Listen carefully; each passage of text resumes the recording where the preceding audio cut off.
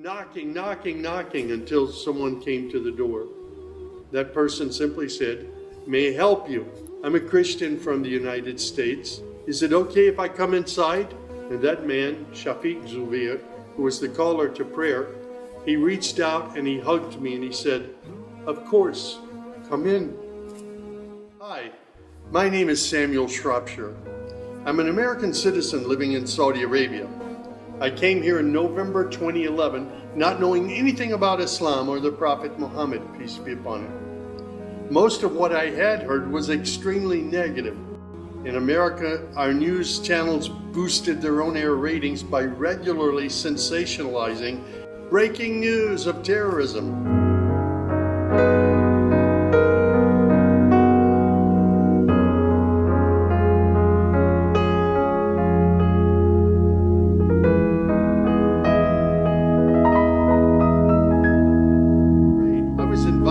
To Saudi Arabia by Safi Kaskas to work on what was known as the Q Project. Dr. Kaskas wanted to produce a new, easy-to-read American translation for the next generation of young Americans. Since I could not read or speak Arabic, I wasn't doing any translation work. I was simply invited here to check the English to make certain that this new interpretation of the Quran was easily understood. My work, of course, required that I read the Quran over and over again.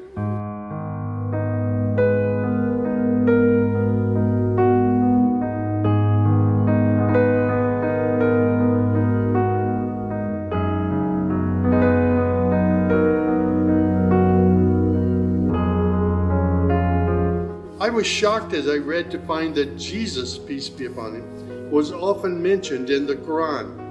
Jesus was presented as one of the greatest prophets. And even the story of the virgin birth was mentioned there. Many of the miracles that Jesus had done, I found them in the Quran. There were even a couple of Jesus miracles mentioned in the Quran that were not mentioned in the Bible. Evenings were mostly spent alone in a bedroom that had been set up for me in Dr. Safi's office. At night, I would stand on the balcony of that building and I would look across a very busy boulevard to a mosque. And I would hear the calls to prayer. I would see men and women coming to the mosque and leaving the mosque. Children were playing football in the mosque parking lot. Except for the minaret, it appeared to me to look like a typical Christian church in America. My heart longed to be in that mosque. I felt compelled by God to go there. A few months later, I got up the courage to walk down the street and to knock on the door of Taqwa Mosque. Now, nobody knocks on the door of a mosque. Normally, they just open the door and they walk right in. But I was not sure how I'd be received, so I stood there knocking until someone came to the door. That person simply said, "May I help you?" I said, "My name is Samuel. I'm a Christian from the United States. Is it okay if I come inside?" And that man, Shafiq Zubir, who was the caller to prayer, he reached out and he hugged me and he said, "Of course, come in." I sat in the back of the mosque during prayer times for 3 days. I didn't understand what was going on. I saw men standing, bowing, putting their heads to the floor as the Imam led them in prayer. I had little knowledge about what was happening, but I felt God's presence in that mosque. And the men of Taqwa Mosque were so friendly to me.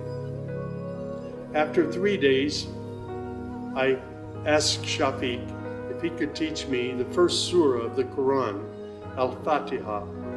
This was a necessary element in praying the 5 daily prayers. I was memorizing sounds, but I didn't know what the sounds meant.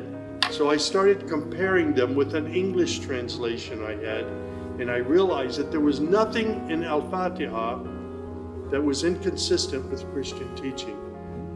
There I read the encouraging words that God was the most merciful, the distributor of mercy and forgiveness. My heart was being strangely touched by the words of the Quran and the love displayed by the men of Taqwa Mosque. Dr. Sadiq Malki would later drive me to the Islamic Education Foundation in Al Hamra, neighborhood of Jeddah, where I said Al-Shahada.